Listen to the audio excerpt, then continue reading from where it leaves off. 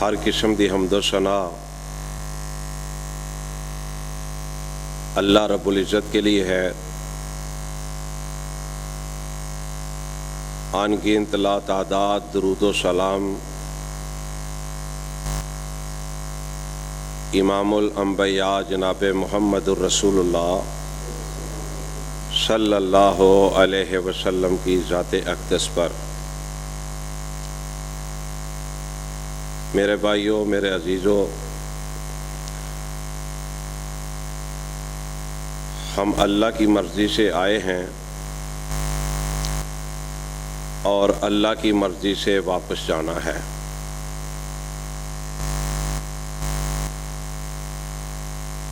آج ہم یہاں زندگی بسر کر رہے ہیں، کوئی محلوں میں رہ رہا ہے، کوئی ٹاؤنوں میں رہ رہا ہے، کوئی دیہاتوں کا باسی ہے۔ ایک وقت آئے گا اللہ تعالی ہمیں اس جہان سے دوسرے جہان منتقل کر دیں گے اور پھر ہمارا ٹھکانہ قبرستانوں میں ہوگا۔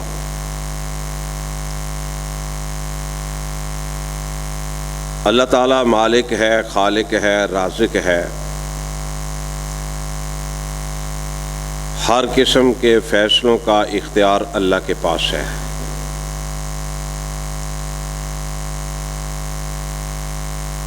اللہ تعالیٰ کن کہتے ہیں فیکون ہو جاتا ہے۔ اللہ کے فیصلے کو کوئی دنیا کی طاقت ٹال نہیں سکتی۔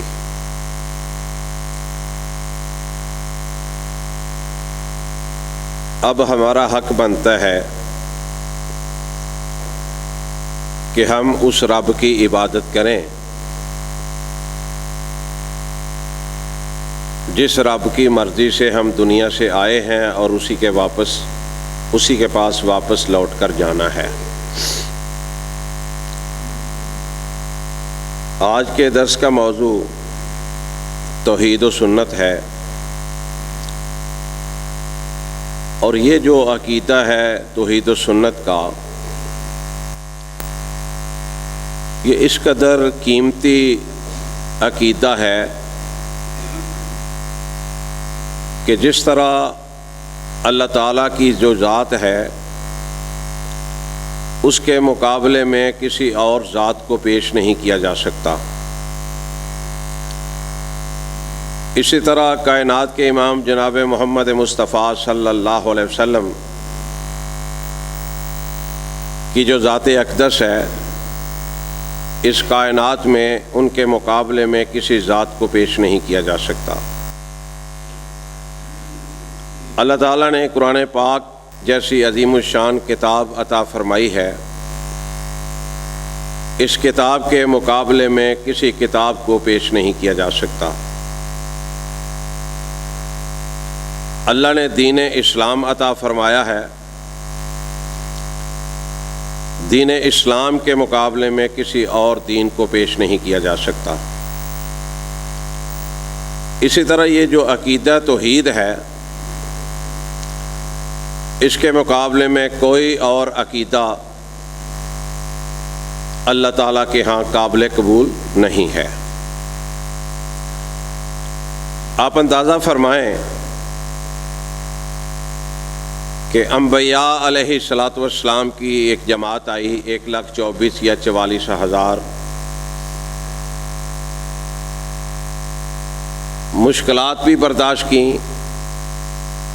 ظلم بھی ہوئے، تشدد بھی ہوئے، اپنے وطن سے نکلنا بھی پڑا، گھر بار بھی چھوڑنے پڑے، کس کی خاطر؟ عقیدہ توحید کی خاطر، اللہ تعالیٰ سے محبت کی خاطر۔ پھر آپ صحابہ کرام رضوان اللہ علیہ اجمعین کو دیکھ لیں کہ حضرت بلال حبشی رضی اللہ تعالیٰ عنہ کے بارے میں آپ کئی دفعہ سن چکے ہوں گے. کتنا ظلم کیا گیا، گھسیٹا گیا، مارا گیا. یہ ساری چیزوں کو برداشت کیوں کرتے رہے؟ صرف عقیدہ توحید کی خاطر. جب مار پڑتی تھی، ظلم ہوتا تھا، تو اللہ احد ان کی زبان سے صرف یہ بات نکلتی تھی. اور میں تو اکثر سوچا کرتا ہوں، دل میں خیال لاتا ہوں کہ توحید کی خاطر جن جن کو بھی ماریں پڑتی ہیں، اور یہ قیامت تک یہ سلسلہ جاری رہنا ہے. جو بھی توحید بیان کرے گا اس کی مخالفتیں پہلے بھی ہوئیں، اب بھی ہو رہی ہیں، اور قیامت تک یہ ہوتی رہیں گی. اور عقیدہ توحید بیان کرنے سے جو مشکلات پیش آتی ہیں یا جن کے دشمنی کا سامنا کرنا پڑتا ہے، اللہ کی قسم کھا کے کہتا ہوں کہ لطف بہت آتا ہے، مزہ بہت آتا ہے. پریشانی نہیں ہوتی جب اللہ کے دین کی بات کر رہے ہوتے ہیں، رسول اللہ صلی اللہ علیہ وسلم کے فرمان کی بات کر رہے ہوتے ہیں. تو جتنی مرضی مخالفتیں ہوں، دل مطمئن ہوتا ہے، دل کو سکون ہوتا ہے، اور کوئی پریشانی نہیں ہوتی.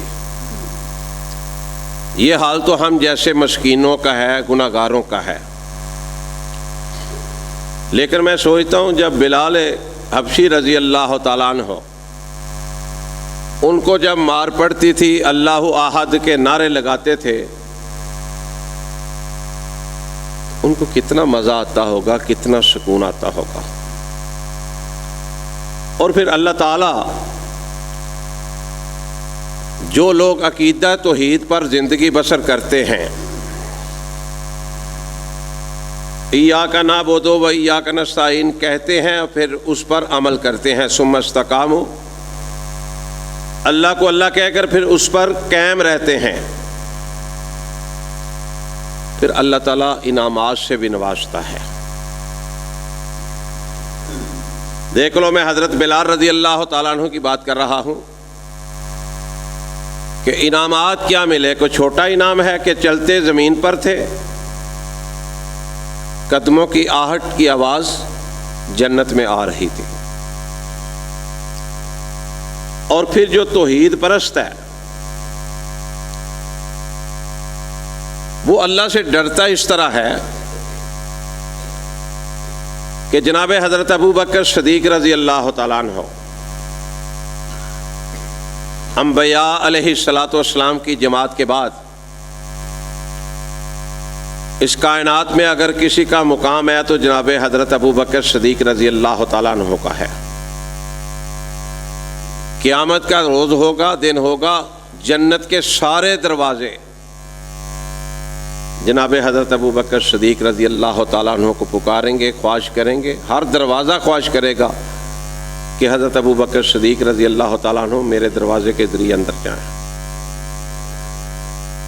اس قدر مقام اللہ کے رسول صلی اللہ علیہ وسلم نے فرمایا کہ جس نے میرے ساتھ احسان کیا، نیکی کی، دنیا میں نے ان کے احسانوں کا بدلہ دے دیا. حضرت ابو بکر صدیق رضی اللہ تعالیٰ عنہ کی ذات ایسی ذات ہے جس کا بدلہ میں نہیں دے سکتا، کائنات کا رب دے گا. اور کیا فرمایا کرتے تھے، اللہ کی قسم آج ہمارے دلوں کے اندر خوف خدا چلا گیا. جن لوگوں کے اندر اللہ کی توفیق سے خوف خدا ہے، ان کی زندگی کو دیکھیں، ان کے قریب ہو کے دیکھیں، ان کے قریب رہ کے دیکھیں، ان کی زندگی بہت سارے لوگوں سے بہتر ہے. ورنہ خوف خدا تو رہ ہی کوئی نہیں گیا. حضرت ابو بکر صدیق رضی اللہ تعالی عنہ فرمایا کرتے تھے کاش میں ایک درخت ہوتا جس کو کاٹ کر استعمال کر لیا جاتا. یہ بات کیوں کہتے تھے؟ اس لیے کہ اللہ کا ڈر تھا دل کے اندر کہ ایک روز آنا ہے، اللہ کے دربار میں پیش ہونا ہے. آج یہاں سول عدالتیں ہیں، سیشن کورٹ ہے، ہائی کورٹ ہے، سپریم کورٹ ہے. آپ کو بھی پتہ ہے، ہم بھی دیکھتے ہیں. بڑے بڑے چودھری، بلکہ بڑے بڑے کان ٹوٹے، بڑے بڑے افسر وہاں پر جس طرح پیش ہوتے ہیں، جس طرح کھڑے ہوتے ہیں، وہ مجھے بھی پتہ ہے، آپ کو بھی پتہ ہے. تو اللہ کی عدالت کیسی ہوگی؟ وہاں پر جب ہم کائنات کے رب کے سامنے پیش ہوں گے، کھڑے ہوں گے، تو کبھی سوچا ہم نے کہ اس وقت کیا منظر ہوگا، کیا صورتحال ہوگی؟ حضرت ابو بکر صدیق رضی اللہ تعالیٰ عنہ فرمایا کرتے تھے کہ کاش میں ایک درخت ہوتا، کاٹ کے اس کو استعمال کر لیا جاتا، بات ختم ہو جاتی. اور توحید و سنت سے پیار اس قدر کہ نبی علیہ الصلوۃ والسلام جس وقت دنیا سے تشریف لے گئے نا، اس سے تھوڑے دن پہلے رسول اللہ صلی اللہ علیہ وسلم نے ایک لشکر روانہ کیا شام کی طرف، ملک شام کی طرف، جس کی قیادت کی ذمہ داری، امارت کی ذمہ داری ڈالی گئی حضرت اسامہ رضی اللہ تعالی عنہ پر. یہ ابھی کم سن تھے، نوجوان تھے، صحیح جوانی کی طرف دہلیز پر قدم بھی نہیں رکھا تھا. یہ ایک آزاد کردہ غلام تھے، ان کے بیٹے تھے. حالانکہ اس لشکر کے اندر بڑے بڑے جید صحابہ بھی تھے، بڑے بڑے جنگ لڑنے والے صحابہ بھی تھے جن کو بڑا تجربہ تھا. رسول اللہ صلی اللہ علیہ وسلم جب دنیا سے تشریف لے گئے، چند روز پہلے اس لشکر کو روانہ کیا. ابھی وہ مدینہ سے 3 میل کے قریب پہنچے تھے، 3 میل نکلے تھے مدینہ سے، کہ ان کو اطلاع ملی کہ اللہ کے رسول صلی اللہ علیہ وسلم وفات پا گئے ہیں. سارا لشکر واپس آ گیا. اب رسول اللہ صلی اللہ علیہ وسلم دنیا سے تشریف لے گئے. حضرت ابو بکر صدیق رضی اللہ تعالیٰ عنہ امیر المومنین بنے، حکومت سنبھالی. قریبی ساتھیوں نے مشورہ دیا کہ نبی علیہ الصلوۃ والسلام دنیا سے تشریف لے گئے ہیں، حالات سازگار نہیں، تو اس لیے اب اس لشکر کو روک لیا جائے، دوبارہ نہ بھیجا جائے. حضرت ابو بکر صدیق رضی اللہ تعالیٰ عنہ میں صدقے قربان جاؤں، فرماتے ہیں کہ یہ کیسے ممکن ہے؟ جس پرچم کو رسول اللہ صلی اللہ علیہ وسلم نے کھولا تھا، میں اس کو کیسے لپیٹ سکتا ہوں؟ چند ساتھیوں نے پھر مشورہ دیا کہ حالات بہتر نہیں ہیں، آپ اس لشکر کو روک لیں، ابھی نہ بھیجیں. جناب ابو بکر صدیق رضی اللہ تعالیٰ عنہ فرمانے لگے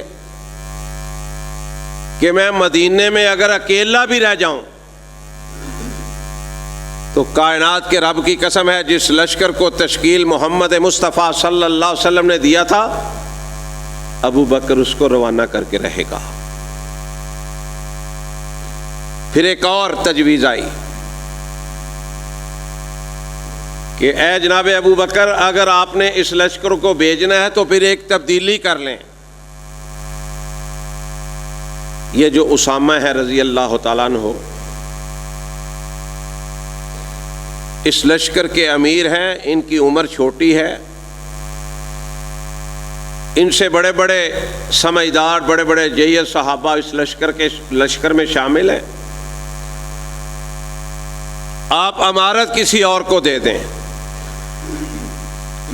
حضرت ابوبکر صدیق رضی اللہ تعالیٰ عنہ نے یہ مطالبہ بھی منظور نہیں کیا، فرمایا کہ جو فیصلہ رسول اللہ صلی اللہ علیہ وسلم کر کے گئے ہیں ابوبکر صدیق اس پر 100% عمل کر کے رہے گا۔ کیسی بات ہے، کیسی محبت ہے، کیسا عقیدہ ہے۔ کتنے لوگوں نے لا الہ الا اللہ محمد رسول اللہ پڑھا ہے؟ میں نے بھی پڑھا، آپ نے بھی پڑھا۔ جو چوریاں کر رہے ہیں، ڈاکے مار رہے ہیں، زنا کر رہے ہیں، ایک دوسرے کی جائیداد پر قبضہ کر رہے ہیں، جو ملاوٹ کر رہے ہیں، بے شمار لوگ ایسے ہیں جو نمازی بھی ہیں، بے نمازی بھی ہیں، کلمہ انہوں نے بھی پڑھا، کلمہ انہوں نے بھی پڑھا۔ اللہ کی قسم کھا کے کہتا ہوں، میں اکثر کہتا ہوں جہاں بھی بات کرتا ہوں کہ عالی شان دفتروں میں، بہترین دفتروں کے اندر وہ سکون، وہ مزہ، وہ لذت نہیں جو اللہ کے گھروں میں ان قلینوں پر، صفوں پر، دریوں پر آتا ہے، جو اطمینان ہمیں یہاں ملتا ہے۔ تو میں عرض یہ کر رہا تھا کہ کائنات کے رب کی مرضی سے ہم آئے ہیں اور کائنات کے رب کی مرضی سے ہم نے یہاں سے واپس لوٹ کے جانا ہے اللہ کے پاس۔ اب ہمیں اس کی تیاری کس طرح کرنی چاہیے کہ اللہ کے دربار میں جب پیش ہو تو پھر ان سوالوں کو جواب بھی دے دیں جو قبر میں ہونے ہیں، پھر محشر کے میدان کے اندر بھی اللہ تعالیٰ اطمینان اور سکون عطا فرمائے گا۔ ہم دنیا کی زینت کے پیچھے بھاگ گئے، دنیا کی دولتوں کے پیچھے بھاگنے لگ گئے۔ اللہ اکبر۔ حضرت زید رضی اللہ تعالیٰ عنہ بیان فرماتے ہیں کہ ایک دن نا حضرت ابوبکر صدیق کے پاس ہم بیٹھے ہوئے تھے، اور بھی صحابہ موجود تھے، کہ حضرت ابوبکر صدیق رضی اللہ تعالیٰ عنہ نے نا مشروب مانگا۔ گرمی کے دن تھے، فرماتے ہیں کہ ہم نے شہد پانی میں ملا کے جناب حضرت ابوبکر صدیق رضی اللہ تعالیٰ عنہ کو پیش کر دیا۔ حضرت ابوبکر صدیق رضی اللہ تعالیٰ عنہ نے پیالہ ہاتھ میں پکڑا، ابھی ہونٹوں تک نہیں پہنچا تھا کہ پیالہ واپس رکھ دیا اور زاروں قطار رونے لگ گیا۔ اتنا روئے، میں حدیث کی کتاب پڑھ رہا تھا کہ مجلس میں جتنے بھی صحابہ بیٹھے ہوئے تھے سارے کے سارے زاروں قطار روئے، بڑا روئے جناب حضرت ابوبکر صدیق رضی اللہ تعالیٰ عنہ بھی۔ جب تھوڑے سے نارمل ہوئے نا، پوچھنے والوں نے پوچھا کہ جناب ابوبکر جی رضی اللہ تعالیٰ عنہ، کیا مسئلہ ہوا؟ آپ نے مشروب مانگا، مشروب ہم نے دیا، آپ نے پیا بھی نہیں، پیالہ رکھ کے آپ رونے لگ گئے، کیا مسئلہ ہے، کیا بات ہے؟ فرمانے لگے کہ مجھے نبی علیہ الصلوۃ والسلام کا ایک واقعہ یاد آ گیا۔ فرماتے ہیں کہ اللہ کے رسول صلی اللہ علیہ وسلم نے ایک دن تشریف فرما تھے، آگے کوئی چیز نہیں پڑی ہوئی تھی، تو وہ ایسے نہ آگے جیسے کوئی چیز پڑی اس کو ہٹا رہے تھے، حالانکہ آگے کوئی چیز نہیں تھی۔ ہم نے سوال کیا اللہ کے رسول صلی اللہ علیہ وسلم، آپ کے آگے کوئی چیز نہیں، آپ ہٹا رہے تھے کسی چیز کو، ہمیں بتائیے یہ کیا بات ہے، کیا مسئلہ ہے؟ حضرت ابوبکر صدیق رضی اللہ تعالیٰ عنہ فرماتے ہیں کہ اللہ کے رسول صلی اللہ علیہ وسلم نے فرمایا کہ میرے آگے دنیا آ کے کھڑی ہو گئی تھی، میرے بھائیو ذرا غور فرمانا کہ میرے آگے دنیا کھڑی ہو گئی تھی جس کو میں نے ہٹا دیا، اور دنیا نے مجھ سے کہا کہ آپ نے تو مجھے ہٹا دیا ہے، لیکن آپ کے بعد جو آنے والے ہیں، آپ کی امت کے لوگ جو ہیں، وہ مجھ سے شاید ہی کوئی بچ سکے۔ فرماتے ہیں یہ میرے ذہن میں خیال آیا، میں نے اس لیے وہ پیالہ رکھ دیا کہ کہیں دنیا مجھ سے چمٹ نہ جائے۔ اور ہم دنیا کو پسند کرتے ہیں، ہم آخرت کو پسند نہیں کرتے۔ اللہ کے رسول صلی اللہ علیہ وسلم نے فرمایا کہ مسلمان وہ ہے، ویسے تو بڑے مسلمان ہیں، لیکن مسلمان وہ ہے جس کو مومن کہا جائے۔ اور مومن جو ہے وہ کیا کرتا ہے؟ وہ شرک نہیں کرتا، وہ توحید و سنت پر عمل کرتا ہے، وہ ڈٹ جاتا ہے، جان جاتی ہے تو چلی جائے، مال جاتا ہے تو چلا جائے، شہر جاتا ہے تو چلا جائے، وطن سے بے وطن ہونا پڑے تو ہو جائے، لیکن لا الہ الا اللہ کا دامن نہیں چھوڑتا۔ صحیح بخاری کی حدیث ہے، اللہ کے رسول صلی اللہ علیہ وسلم کے پاس چند لوگ آئے، عرض کی اللہ کے رسول صلی اللہ علیہ وسلم ہمیں نہ کوئی قاری کو عالم حضرات دیں جو ہمارے علاقے میں جا کے نہ تبلیغ کریں، قرآن و حدیث لوگوں کو بتلائیں۔ نبی علیہ الصلوۃ والسلام نے 10 لوگوں کا انتخاب کیا۔ اب جب 10 لوگوں کا انتخاب کیا، ان کو بھیجا، آگے جا کے ان لوگوں کی نیت خراب ہو گئی جو ان کو لے کے گئے تھے۔ 10 میں سے 7 لوگوں کو انہوں نے شہید کر دیا۔ اب یہاں مسئلہ علم غیب کا بھی آتا ہے کہ کائنات کے امام جناب محمد رسول اللہ صلی اللہ علیہ وسلم اگر علم غیب ہوتا، پتہ ہوتا کہ میرے ساتھیوں کو انہوں نے شہید کرنا ہے، تو آپ سوچیں کہ کیا وہ بھیجتے؟ کبھی نہیں بھیجتے۔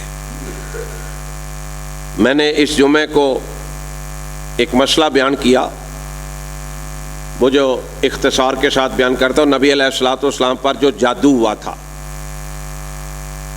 لبید نامی یہودی تھا غالباً وہ جس نے جادو کیا تھا، اللہ کے رسول صلی اللہ علیہ وسلم کو اللہ نے بتلایا، فرشتے آئے بتلایا، صحابہ کو نبی علیہ الصلوۃ والسلام نے بتلایا، وہ کنویں سے وہ بال نبی علیہ الصلوۃ والسلام کے جس پر جادو کیا گیا تھا وہ نکالے، آخری 2 صورتیں جو صورتیں تھیں وہ نازل ہوئیں، اللہ نے نبی علیہ الصلوۃ والسلام کو شفا عطا فرمائی۔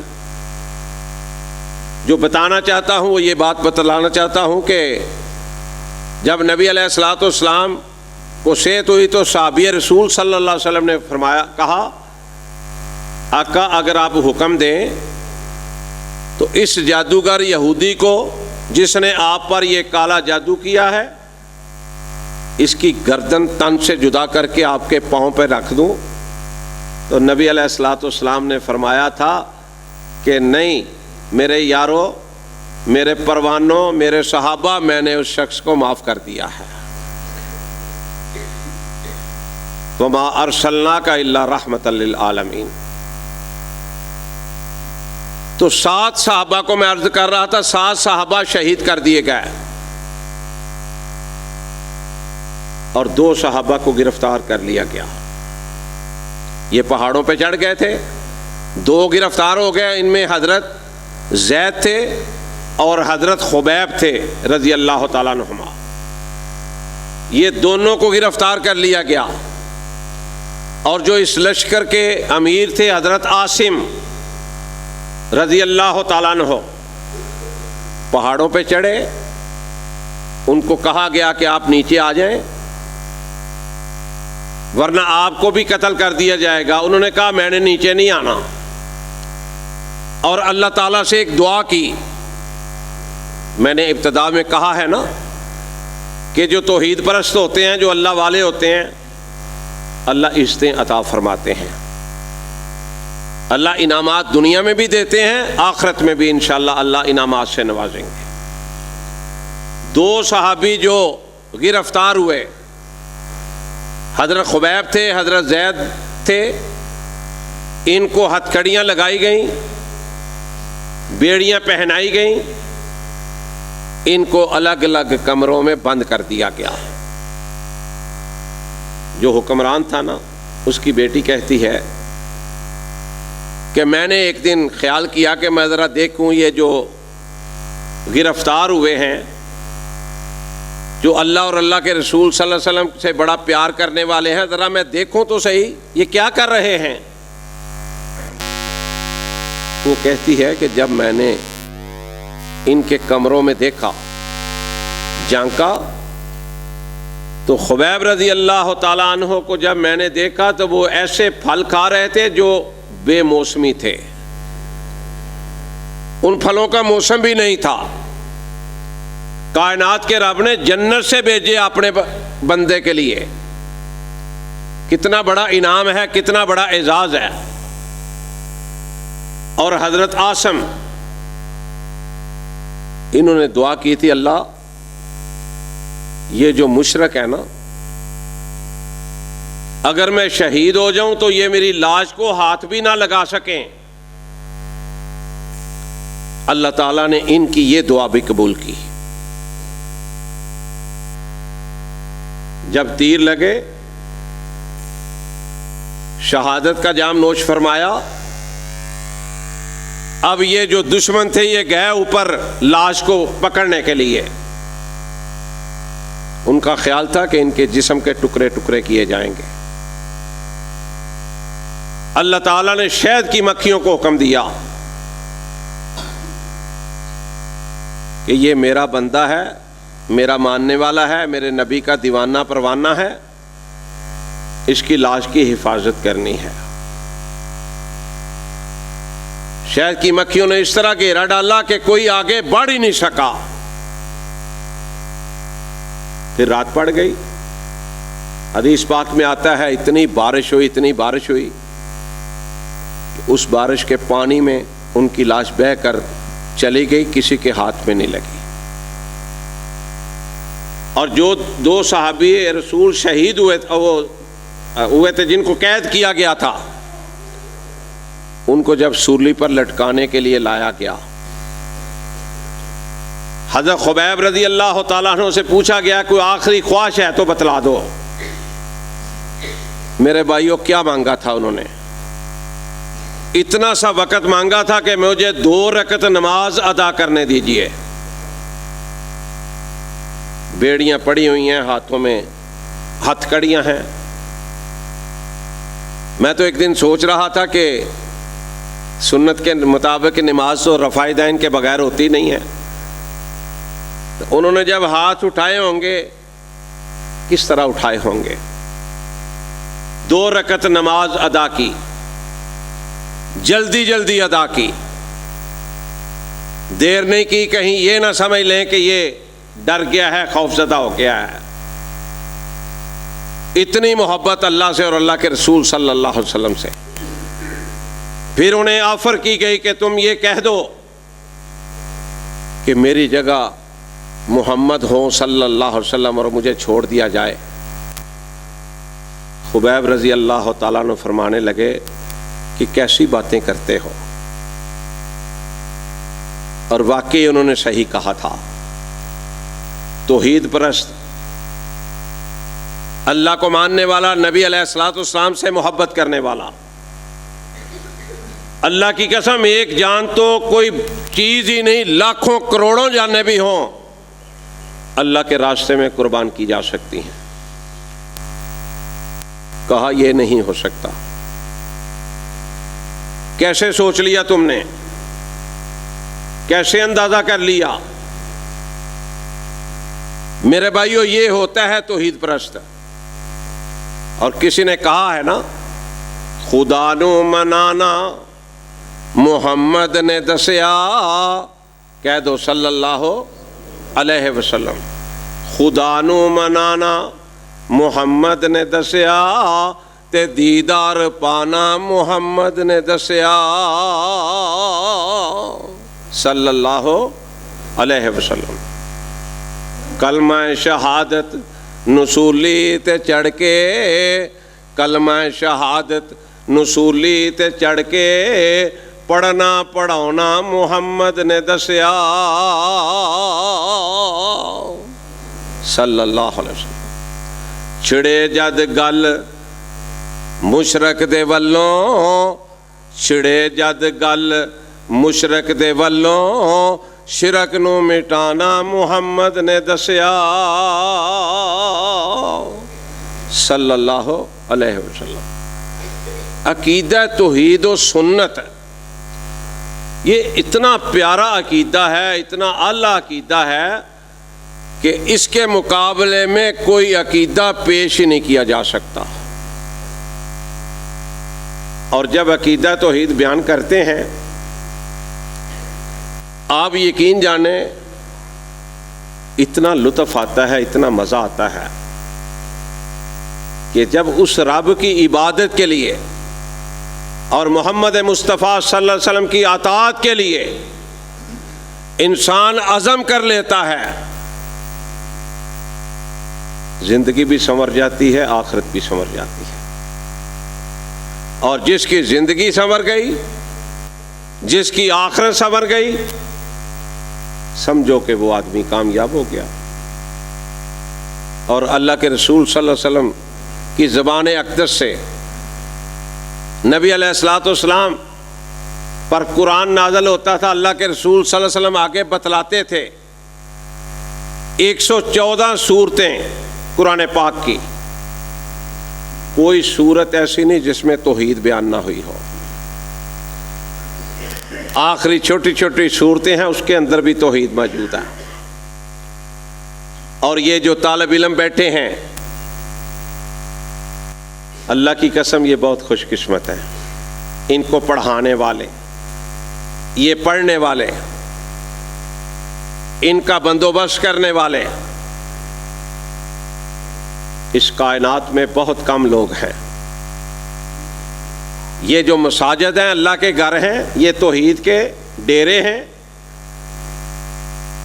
مسجد بنانے والا اس کا گھر جنت میں بنتا ہے، مسجد کو صرف بنانے والے کا گھر جنت میں نہیں بنتا،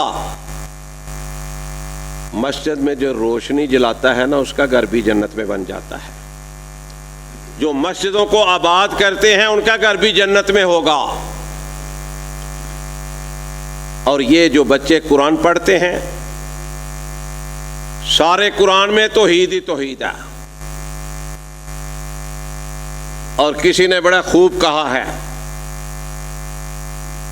یہ بچوں ذرا سننا، خوش قسمت ہو، اللہ تیرا نام لئیے، سارا دن حافظ قرآن قرآن پاک پڑھتے رہتے ہیں، اللہ کا نام لیتے رہتے ہیں۔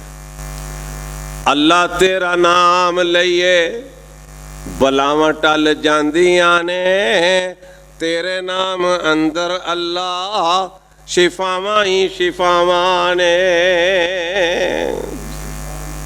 جتھے تیرے نام دا، جتھے تیرے نام دا وظیفہ کیتا جاندا اے، جتھے تیرے نام دا وظیفہ کیتا جاندا اے، رحمت والی جگہ بن جاندیاں اوتھاواں نے۔ اللہ تیرا نام لئیے، اللہ تیرا نام لئیے بلاواں ٹل جاندیاں نے، تیرے نام اندر اللہ شفاواں ہی شفاواں نے۔ اللہ تعالیٰ یہ محنتیں آپ کی قبول فرمائے، اساتذہ کی محنتیں اللہ قبول فرمائے۔ اللہ تعالیٰ جو انتظامیہ مساجد کی ہیں اللہ تعالیٰ ان کی محنتیں قبول فرمائے۔ یہ خوش قسمت ہیں جن کے سینے میں قرآن آ رہا ہے، کچھ بچے حافظ بن چکے ہیں، کچھ بن رہے ہیں، ان کی اساتذہ کی محنتیں، انتظامیہ کی محنتیں، اور انشاءاللہ یہ سارا قرآن جو بھی پڑھتا ہے پھر عقیدہ توحید کا مالک بن جاتا ہے۔ اور قرآن نے کہا ہے قل ان صلاتی و نسکی و محیای و مماتی للہ رب العالمین۔ عقیدہ توحید قرآن نے بہترین بیان فرمایا ہے۔ پتا تھا اللہ کو کہ لوگوں نے کیا کیا کرنا ہے، لوگوں نے کیا کیا عقیدے بنانے ہیں، کیا کیا اپنے کن کن خیالات کا اظہار کرنا ہے۔ فرمایا میرے پیارے پیغمبر اعلان کر کے کہہ دو قل ان صلاتی، میری نماز، و نسکی، میری قربانی، و محیای، میرا زندہ رہنا، و مماتی، میرا فوت ہو جانا، للہ رب العالمین، اللہ تعالیٰ کے لیے ہے۔ میرے بھائیوں، اس طرح کا عقیدہ صاف ستھرا ہمارا ہونا چاہیے۔ انشاءاللہ اللہ کی توفیق سے، اللہ کے فضل سے ہماری زندگی بھی بہترین ہو جائے گی، ہماری آخرت بھی بہترین ہو جائے گی۔ اور عقیدہ توحید کا ایک اور فائدہ جاتے جاتے بتلاتا جاؤں کہ جس کے پاس عقیدہ توحید ہے اس کا ایمان خالص اللہ پر ہے، وہ اپنے کاروبار میں بڑا مطمئن نظر آتا ہے۔ اگر وہ واقعی مومن ہے، مسلمان ہے، عقیدہ توحید کا مالک ہے، عقیدہ توحید اس کے پاس ہے، وہ اپنے کاروبار کے اندر بڑا مطمئن ہوتا ہے۔ وہ محنت ضرور کرتا ہے، یقین اللہ تعالیٰ پر رکھتا ہے۔ وہ دکاندار دوسرے دکاندار سے لڑتا نہیں، وہ کارخانے والا دوسرے کارخانے والے سے لڑتا نہیں، وہ حسد بغض نہیں کرتا، اس کو یقین ہوتا ہے کہ سارے فیصلے اللہ کے پاس ہیں، جو اس نے قسمت میں لکھا ہوگا، مقدر میں لکھا ہوگا وہ آ جائے گا۔ ہمارا کام ہے محنت کرنی، دیانتداری کے ساتھ ہمارا کام ہے ہم محنت کریں، جہاں اللہ نے بٹھایا ہے دیانتداری کے ساتھ وہاں پہ پورا وقت دیں، پوری محنت کریں، جو اللہ نے نصیبوں میں لکھا ہے انشاءاللہ وہ میرے اور آپ کے پاس آ جائے گا۔ تو اللہ تعالیٰ سے دعا ہے اللہ تعالیٰ مجھے اور آپ کو عمل کی توفیق عطا فرمائے، اور یہ جو اللہ کی توفیق سے ہم توحید پرست ہیں، اللہ کی توفیق سے ہمارا اس میں کوئی عمل دخل نہیں ہے، یہ اللہ کی توفیق ہے، ہماری کوئی بہادری نہیں۔ اور اللہ کی توفیق سے یہ جو عقیدہ توحید ہے، دعا فرمائیں کہ جب تک زندگی ہے اللہ تعالیٰ ہمیں عقیدہ توحید پر رکھے، اور جب اللہ نے لے کے جانا ہے، جانا تو ہے، کسی نے بھی نہیں بیٹھے رہنا، تو جب اللہ تعالیٰ لے کے جائے اسی عقیدے پر لے کے جائے، زبان پر لا الہ الا اللہ ہو اور بندہ دنیا سے رخصت ہو جائے، بس یہ کامیابی ہے، یہ کامرانی ہے۔ اللہ تعالیٰ مجھے اور آپ کو عمل کی توفیق عطا فرمائے۔ جتنے مسلمان مومن بیمار ہیں، بھائی میرے ایک کزن ہیں، میرے چھوٹے بھائی ہیں، صوفی محمد شریف صاحب تھے چادروں والے، اللہ نے بڑی توفیق دی تھی، فوت ہو گئے ہوئے ہیں، بڑی مسجدیں بنائی اللہ کی توفیق سے۔ ان کے بیٹے ہیں مجھ سے چھوٹے ہیں، جگر کا کینسر ہو گیا، اللہ تعالیٰ سے دعا فرمائیں کہ اللہ تعالیٰ انہیں صحت عطا فرمائے۔ ہمارے ایک دوست مقصود صاحب ہیں، بڑے نیک انسان ہیں، بڑے اچھے انسان ہیں، لاہور اتفاق اسپتال میں ہیں، دعا فرمائیں کہ اللہ انہیں بھی صحت عطا فرمائے۔ اور بھی جتنے مسلمان مومن جہاں جہاں بھی رہتے ہیں، جہاں جہاں بھی بستے ہیں، ہسپتالوں کے ہیں، ہسپتالوں میں ہیں، گھروں کے اندر ہیں، کسی بھی جگہ پہ ہیں، کسی ملک کے اندر ہیں، مسلمان ہیں، اللہ تعالیٰ سب کو صحت کاملہ عطا فرمائے۔ جتنے مسلمان مومن فوت ہو چکے ہیں، میرے اور آپ کے عزیز و اقارب، محلے دار، جتنے بھی اور तमाम मुसलमान जितने भी हमसे जुदा हो चुके हैं, अल्लाह ताला से दुआ फरमाएं कि अल्लाह ताला उन सब को जन्नतुल फरदौस में दाखिला नसीब फरमाए। अल्लाह ताला उनकी कब्रों को जन्नत का बगीचा बनाए।